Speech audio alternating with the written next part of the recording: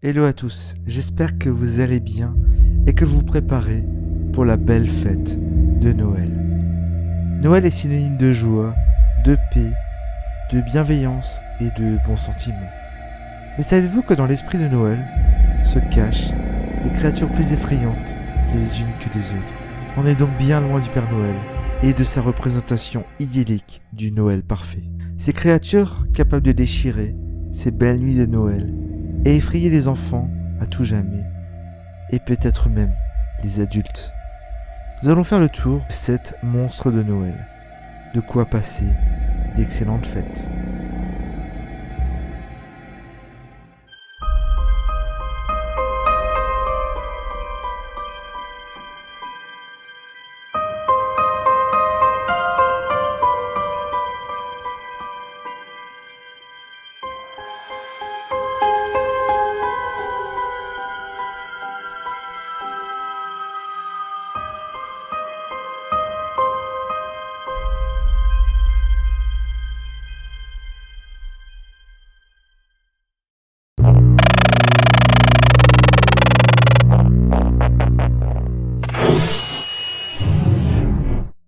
Le père Fouettard a fait des ravages dans l'est de la France.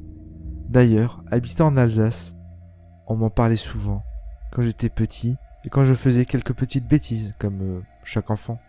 Il est vêtu d'un long manteau noir et de lourdes bottes, avec des cheveux hirsutes cachés sous une capuche et une longue barbe. Il accompagnait Saint-Nicolas dans ses tournées, corrigeant les enfants désobéissants avec un fouet. L'association du père Fouettard avec Saint-Nicolas remonte au IVe siècle et représente à la fois le mal et l'infinie miséricorde de Dieu. Selon la légende, une nuit, un boucher a ouvert la porte à 3 enfants perdus et leur a proposé de les accueillir. Il les égorgea, les coupa en morceaux et les mit dans une salière, tels des cochons. 7 ans plus tard, Saint-Nicolas s'est arrêté à la boucherie et lui a demandé refuge. L'homme l'invita à souper.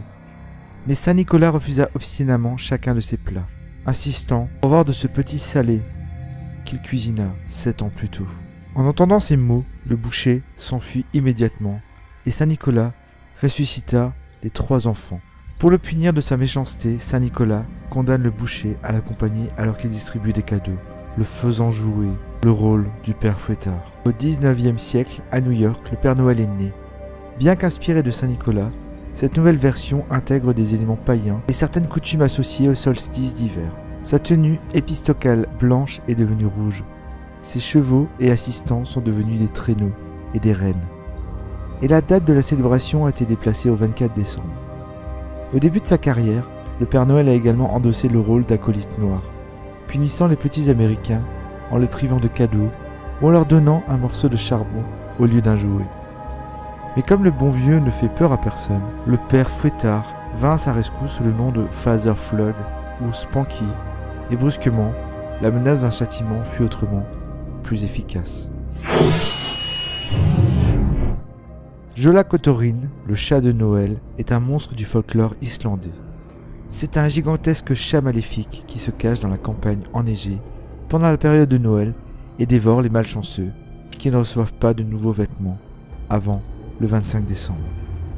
La menace d'être victime du chat était autrefois utilisée par les agriculteurs pour inciter leurs ouvriers à terminer le traitement de la laine d'automne avant Noël.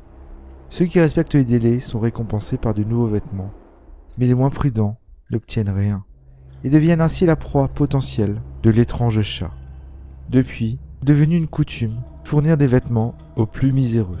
Pour encourager les enfants paresseux, leurs parents leur font peur en les menaçant de les envoyer au fameux chat. Ce n'est pas juste que les personnes les plus pauvres, qui ne peuvent rien se permettre, subissent aussi la colère du chat de Noël. Personne ne sait exactement d'où vient cette légende, mais Jóla Kotorinn terrifiait les Islandais depuis les âges les plus sombres. Les premiers écrits détaillant le félin assoiffé remontaient au XIXe siècle. Il était supposé être l'animal de compagnie de la terrifiante Grýla et de ses fils, les lads. Parlons après de Grýla. De nos jours encore, le chat se dissimulerait dans une caverne avec sa maîtresse, rôdant dans la campagne islandaise à la période des fêtes. Et si plus personne ne craint vraiment le monstrueux chat noir, il est toujours de coutume d'arborer de nouveaux vêtements pour Noël. Auparavant, en Alsace, la distribution des cadeaux était effectuée par Christkindl, une jeune fille qui représentait la bonté du Christ. Elle a été instaurée par la réforme protestante au XVIe siècle, en remplacement de Saint Nicolas, dont les fêtes étaient jugées trop païennes. Vêtue de blanc, avec une couronne d'or et 4 bougies sur la tête, elle est accompagnée de Handstrap, un démon avec un bâton de rameau qui menace les enfants désobéissants de les emporter dans un sac. Le personnage de Handstrap a été inspiré par Jean de Drath, un homme riche et puissant qui terrorisait la région de Wissembourg sans aucun scrupule, à faire chanter les agriculteurs et les voyageurs. Il était si sauvage que les habitants soupçonnaient même qu'il avait fait un pacte avec le diable. La légende raconte qu'après avoir pillé les trésors de l'abbaye de Wissembourg, Jean de Drath fut excommunié et disparut au sommet du mont Geisberg, dans une petite grotte. Rejeté de tous, l'âme assombrie par un sombre ressentiment, l'adorateur de Satan devint encore plus fidèle à son maître, se jetant dans les rituels les plus sombres. Et un jour, il vit un petit berger d'une dizaine d'années, le tua. Le monstre emmena le corps de l'infortuné dans sa tanière, et le découpa en petits morceaux. Elle s'apprêtait à le faire rôtir quand soudain Dieu, incapable de supporter de telles atrocités, l'abattit d'un coup de foudre. Aujourd'hui, si la menace d'Handstrap ne fait plus peur aux enfants, la créature maléfique rôderait toujours dans la campagne alsacienne, à la recherche d'enfants à dévorer. Le Krampus est une figure folklorique qui apparaît chaque Noël. Lorsque Saint Nicolas récompensait les enfants sages, Krampus fouettait les plus désobéissants avec de longues chaînes rouillées. Puis il les mit dans un gros sac et les emmenait dans son repère souterrain. Ce qu'il faisait ensuite avec eux n'était pas précisé, mais cette créature maléfique est capable de la pire des choses. Krampus est probablement un descendant du dieu cornu, du culte des sorcières. Selon les régions, il existe également différentes variantes, mais la plupart des caractéristiques sont toujours les mêmes, avec une fourrure noire ou brune, avec des sabots fourchus. Il a 2 cornes de chèvre sur la tête, et une langue sale sort de sa bouche de temps en temps. Il accompagnerait également Saint Nicolas, et c'est une légende qui vient du folklore germanique. Vous pouvez retrouver cet excellent film sur le Krampus, si le cœur vous en dit. Grilla est une géante mythique qui habiterait dans une grotte isolée dans les montagnes islandaises. Selon la légende, la Banshee connaît les noms de tous les enfants désobéissants, et chaque Noël, elle descend les ramasser et les manger. Les enfants sont l'ingrédient principal de son plat préféré, le ragoût d'enfants désobéissants, et elle n'en s'en lasse pas. La rumeur dit que Grilla ne manque jamais de nourriture. Les premières mentions de Grilla ont été retrouvées dans les écrits du XIIIe siècle, où elle était présentée comme une créature pourvue de 15 queues. 300 ans plus tard, elle était toujours dotée de ses queues, mais sur chacune d'entre elles reposait 100 sacs, contenant chacun 20 enfants. Grilla ne fut directement reliée à Noël qu'au XVIIe siècle. La monstrueuse créature était si terrifiante qu'en 1746, un décret public fut publié interdisant d'utiliser Grilla pour effrayer les enfants.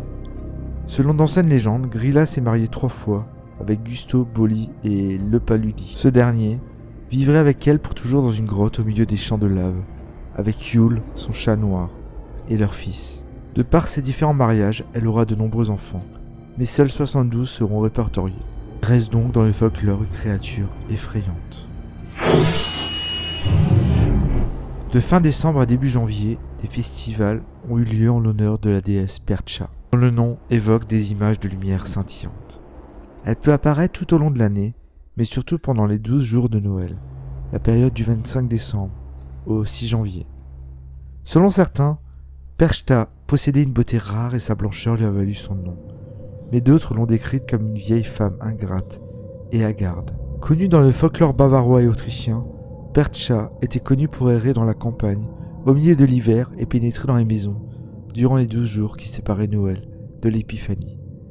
Comme elle était mesure de savoir si les enfants et les jeunes domestiques de la maison s'étaient bien comportés et avaient travaillé dur tout au long de l'année, elle laissait aux plus vertueux une petite pièce d'argent dans leurs chaussures, mais aux autres, elle leur ouvrait le ventre d'une fente, puis retirait leur estomac et leurs tripes. Elle bourrait ensuite l'orifice de paille et de cailloux. Elle s'intéressait plus particulièrement aux jeunes filles, vérifiant qu'elles avaient bien travaillé. Au XVIe siècle, le mot Perchten, la forme plurielle de Perchta, est devenu le nom des masques d'animaux portés lors des défilés et des festivals de montagne autrichiennes. Certains de ces masques étaient beaux et lumineux et portés pendant la 12e nuit pour apporter chance et richesse aux gens. D'autres masques étaient laids et utilisés pour éloigner le mauvais esprit et les fantômes des maisons. Aujourd'hui encore, ces masques sont exhibés pendant certaines fêtes traditionnelles en Autriche. Et la légende de la déesse Perchta a donné naissance à de nombreuses figures mythologiques, comme Babouchka en Russie, Befana en Italie et d'autres figures mythiques. Bechnickel, dont le nom signifie presque littéralement Saint-Nicolas, à fourrure, est un personnage du folklore germanique dont la légende se serait développée vers le Moyen-Âge. Elle était inspirée d'un mythe allemand, celui de Rupert le Serviteur, qui était un serviteur de Saint-Nicolas, ou selon certains, le Christ lui-même. Autrefois, Bechnickel se présentait sous l'aspect d'un homme maigre au visage peint en noir, et il est revêtu de vêtements en fourrure sombre. Dans une main, il tenait un martinet en noyer, et dans l'autre, un sac rempli de bonbons et de noix.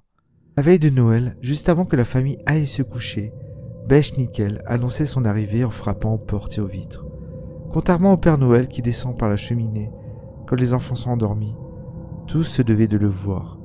À ceux qui s'étaient montrés intenables, Bechnickel réservait son martinet, mais leur laissait souvent une chance de se racheter, leur proposant de chanter, danser, réciter des poèmes ou des versets de la Bible, suivant son humeur.